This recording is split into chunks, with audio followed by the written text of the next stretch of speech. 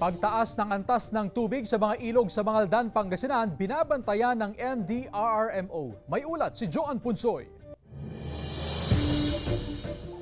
Nakataas sa red alert status ang pagbabantay ng Pangasinan Provincial Disaster Risk Reduction and Management Office sa epekto ng bagyong Karina. Nakamonitor ang MDRRMO ng Mangaldan sa mga low-lying area, bagamat wala pa namang naitatalang pagbaha sa ngayon. Kabilang sa maigpit na tinututukan ng MDRRMO ang pagtaas ng antas ng tubig sa mga ilog sa bayan. Yung Angalakan naman, pag malakas ang pag-ulan sa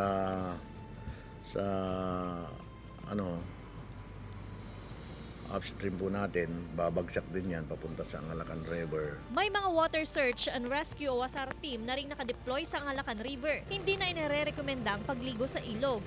High tide po ngayon kaya nakamonitor po kami. Oo, tumataas po kasi yung tubig.